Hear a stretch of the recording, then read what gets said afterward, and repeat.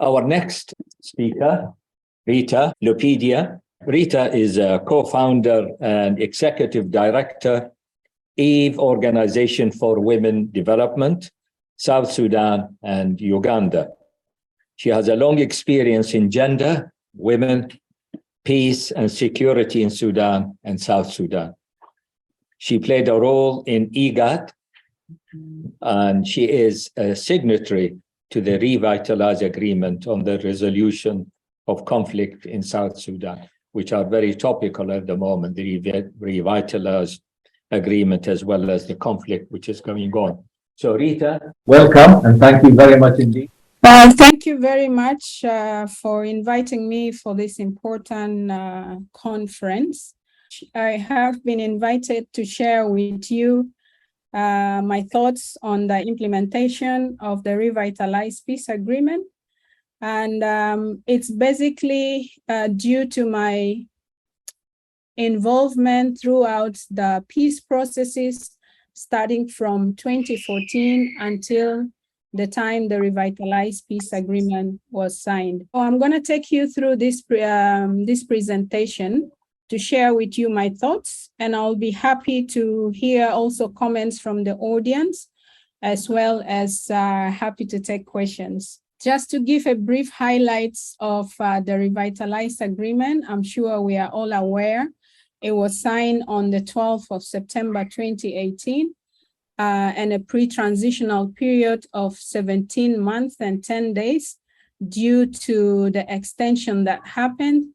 Initially, it was 8 months, and then 6 months was added, and then 100 days to ensure that some of the pre-transitional tasks as per the agreement are implemented.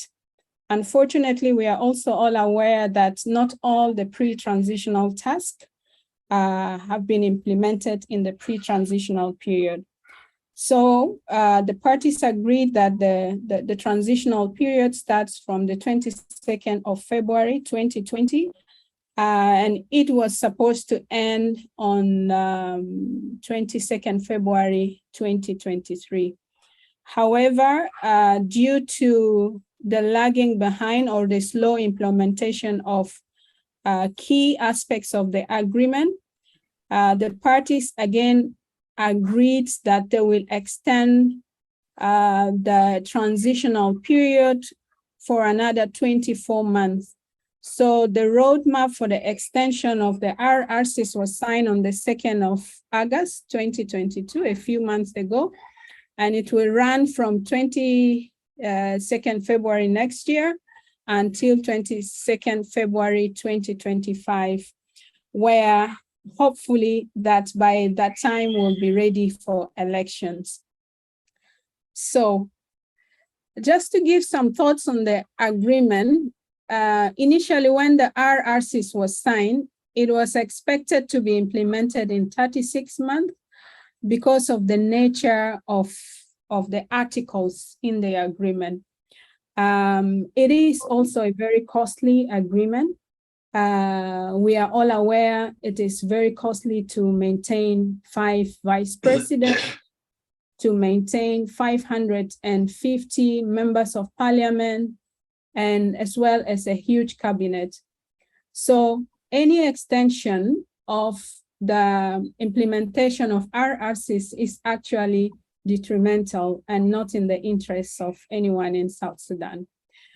Because with the extension comes a lot of cost and a lot of suffering as well to the people of South Sudan. So it is important that South Sudan moves from the circles of transition and have a new constitutional order such that a new political dispensation is in place in South Sudan. I think we all agree that we have been in transitions for a long time, and it is not really helping the country move into development as well as democracy. There are some key indicators that I have put together to show that there is success in the implementation of the RRCs.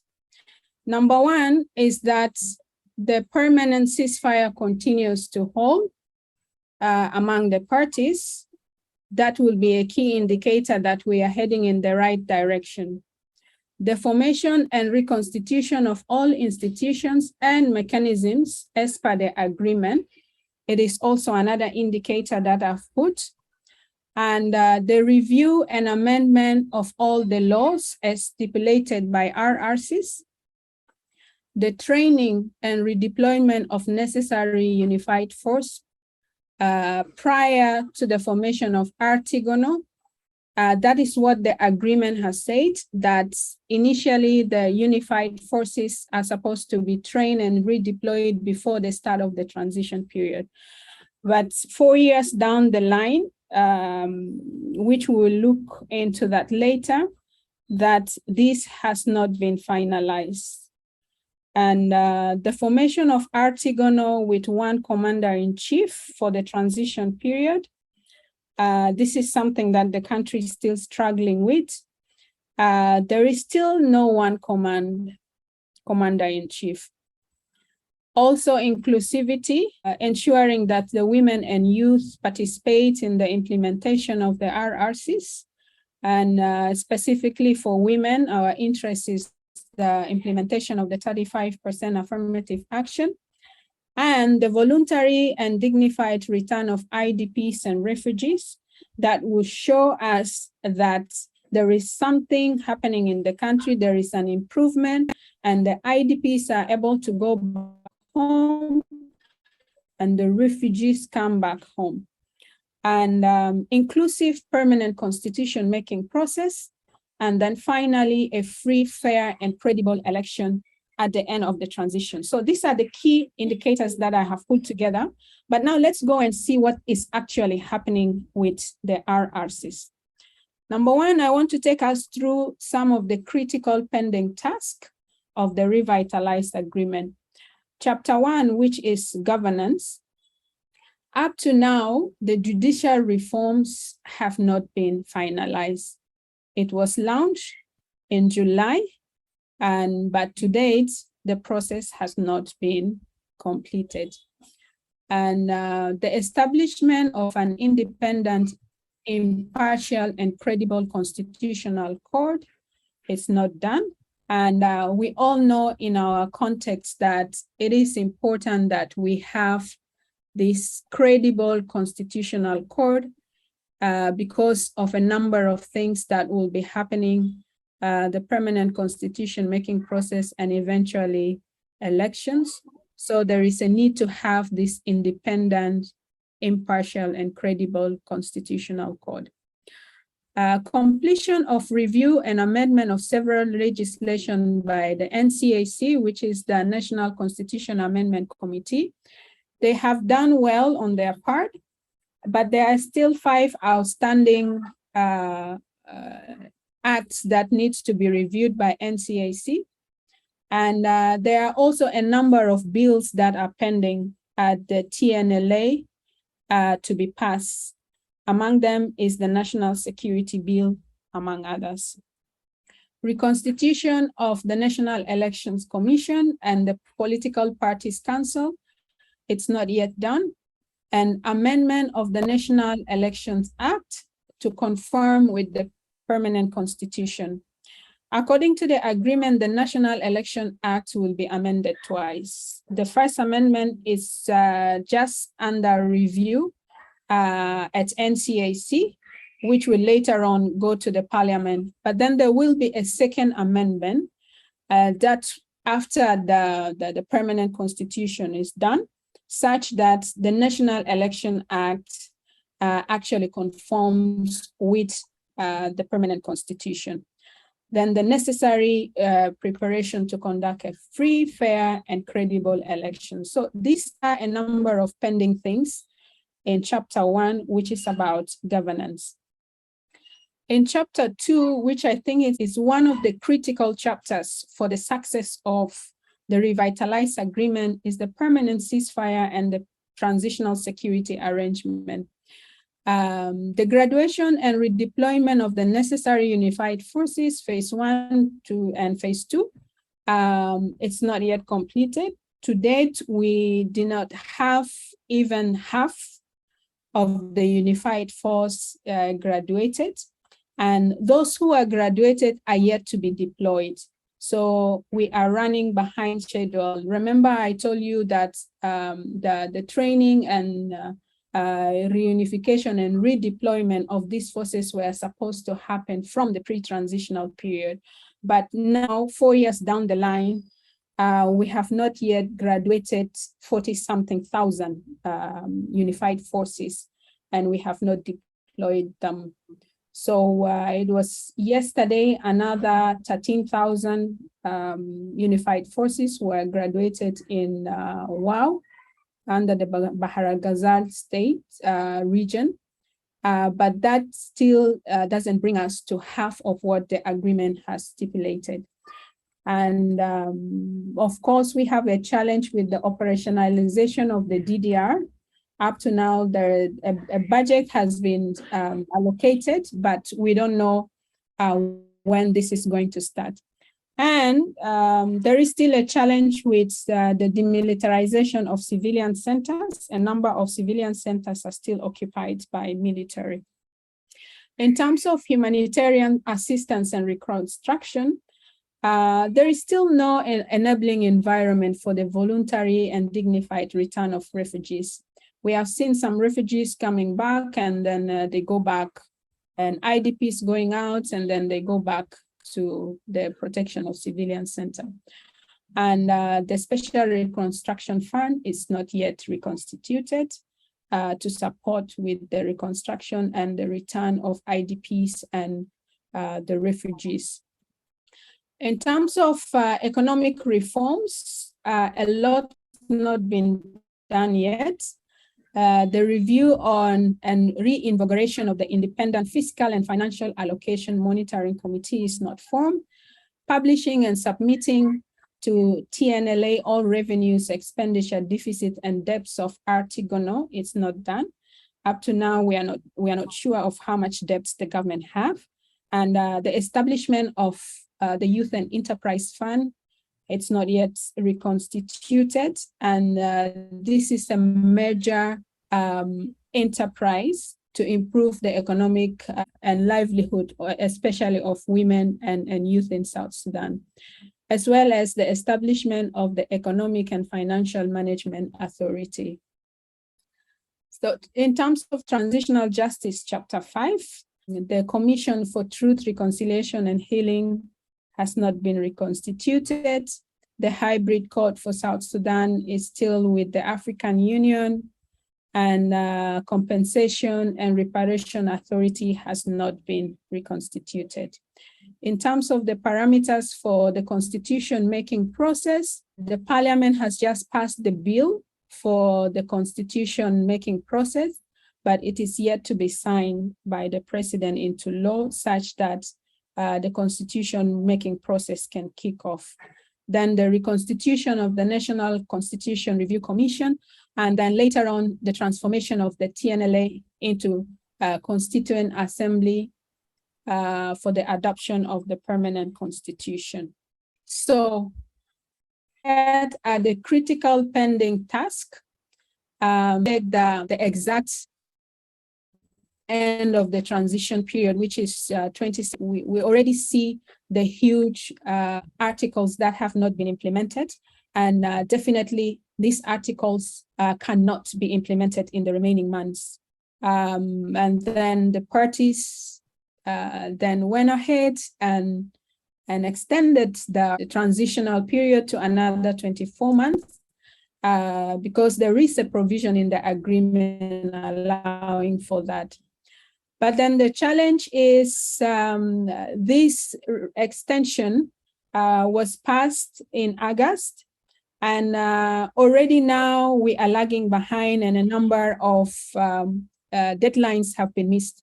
For instance, the establishment of the Constitution Drafting Committee, which is supposed to be reconstituted by now, but then it is not done. The bill is not yet signed into law, so the constitution-making process is already behind schedule.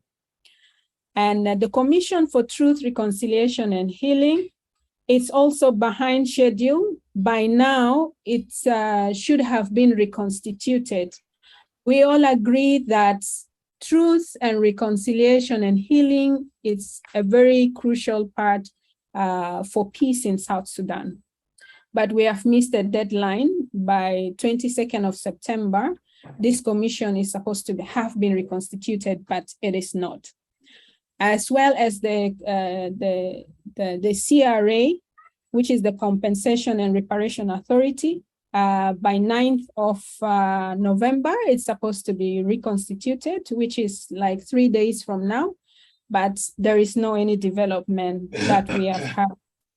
The graduation of the unified forces, as I've mentioned, is also lagging behind.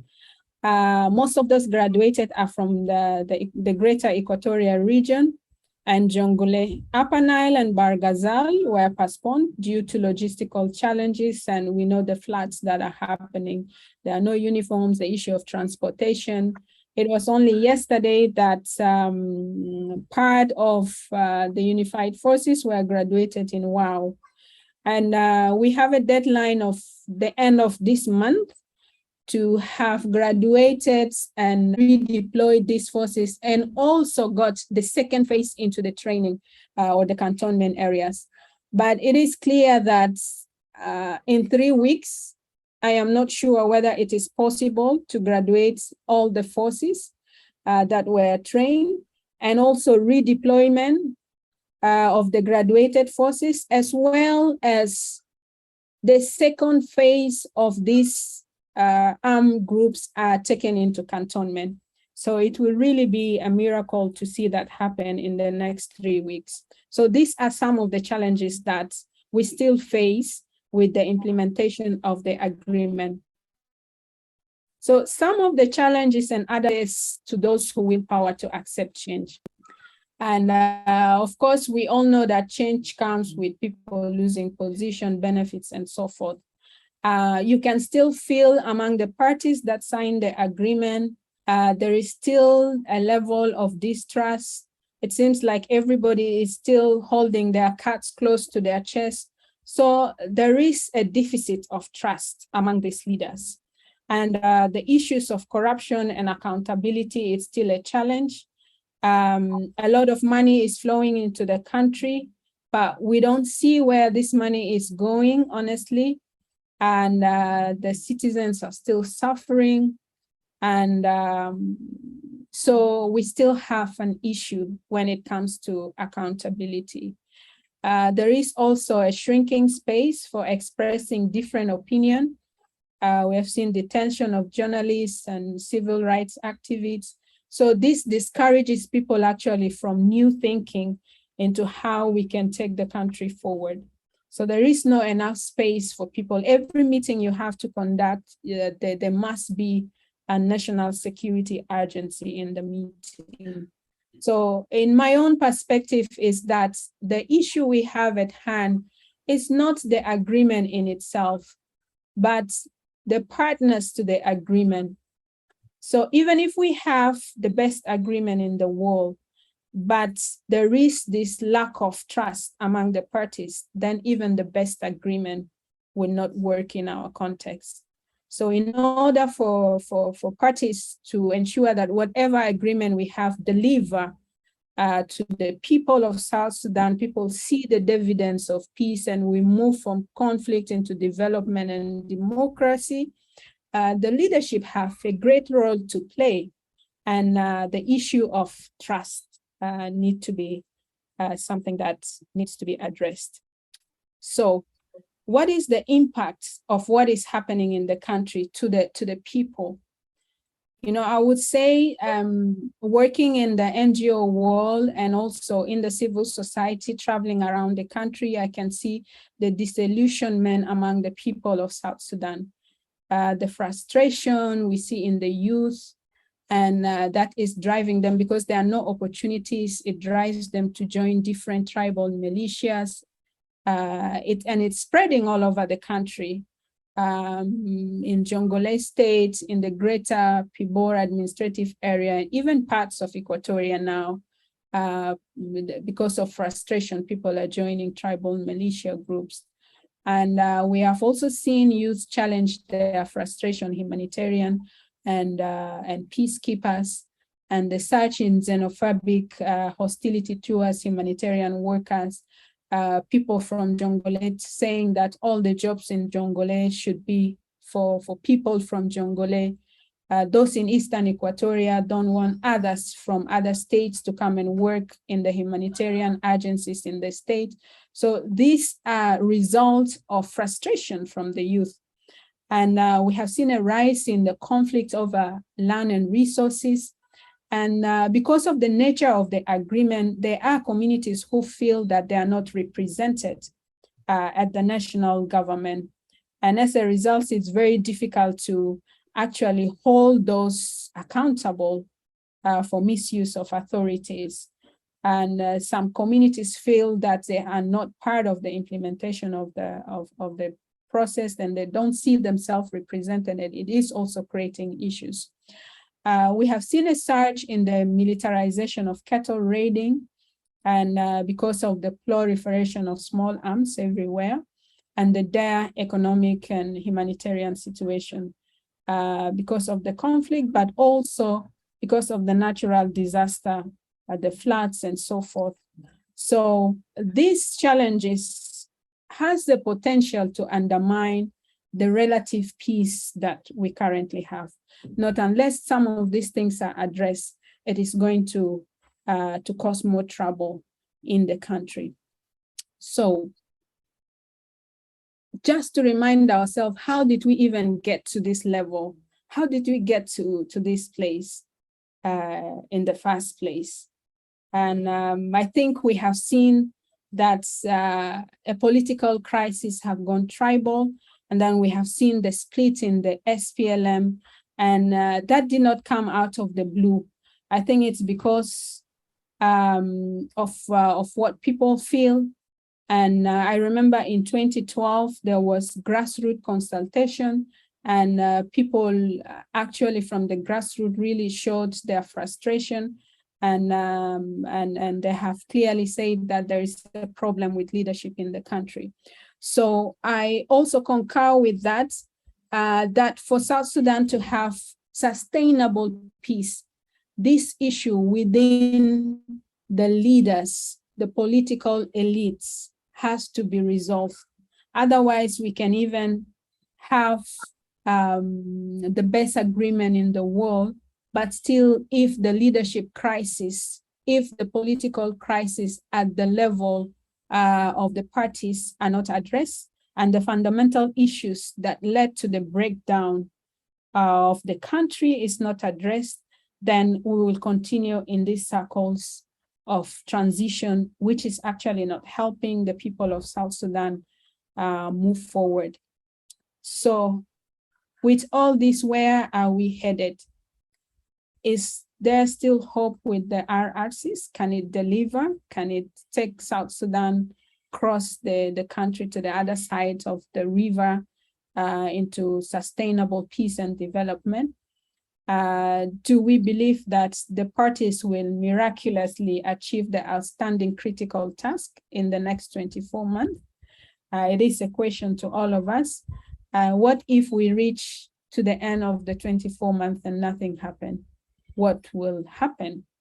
So this is a question to all of us in terms of a need for all of us to reflect on what I have shared, and I'm sure all of you are following closely what is happening at home.